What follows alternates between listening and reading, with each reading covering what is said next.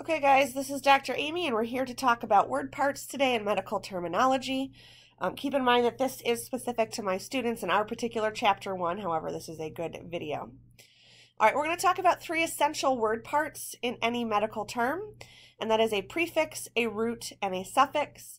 And as you can see here from the puzzle pieces, a prefix comes at the beginning of a word, a root term comes in the middle, and a suffix is found at the end of a term. So again, right, prefix at the beginning, root in the middle, and suffix is the ending of a word. And now let's take a look at several examples of each. All right, here I've got 2 prefix examples, and this is how they will be written in your textbook, on your word lists, and as we write them in class.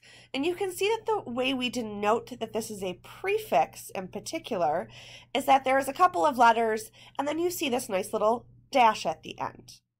Okay, so when you are looking on a word list or when you are looking in your textbook, if you see the dash at the end of the term, okay, we know that this happens to be a prefix. And again, prefixes, when we put the words together, will come at the beginning of words. All right, again, root terms, or our middle parts of words, okay, are written slightly differently, and here are 2 examples. All right, cyto and cardio, okay, are 2 big examples from chapter 1. And you can see that we write these with this nice little backslash and this O at the end. And if you're looking at a word list, your textbook, okay, this is how we're going to denote, okay, that this happens to be this root portion or this middle portion of the word. Okay, so look for that backslash or that O on your word list. Let's talk particularly about this vowel component, this very last slash on this O. We give that a special designation, which we call a combining vowel. Okay, the combining vowel is about 95% of the time the letter O. However, it could be any A, E, I, O, U, in this case just never Y. Okay, so that backslash and that O is the portion of the root term that we call a combining vowel. And in a couple of slides, you will see why that is so important. Here are some suffix examples. Okay, itis and pathy. And you can see these are also written a little bit differently, where the dash, okay, comes before the terms. And when you're looking in your textbook, in your medical dictionary, or on the word list that I give you, you will know that this is a suffix by seeing that dash prior to the letters in the word. All right, and again, a suffix, okay, happens to come at the end of the word. So you're going to place this word part at the end of the word. Okay, now let's discuss some spelling rules and why we care about that combining vowel, particularly when we put it with a suffix. So we can see here in our first example that cardio with the backslash and this O is in fact a root term, and itis with this dash in front, okay, of the itis portion happens to be the suffix. Okay, there's a couple of ways we could potentially combine these words when we're looking to write them out.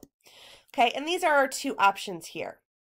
Okay, we simply just take out the dashes and the backslashes and we put those 2 words together for this very first term, right, cardioitis. Or should it look something a little more like the second one, carditis? Well, the correct answer here is it should look like the second one, where we're not just taking all the letters and taking out the dashes and putting it together. And really that combining vowel, okay, is there for a couple of reasons. All right, it helps with pronunciation and it helps with spelling, especially in the English language, as most medical terms are Greek or Latin.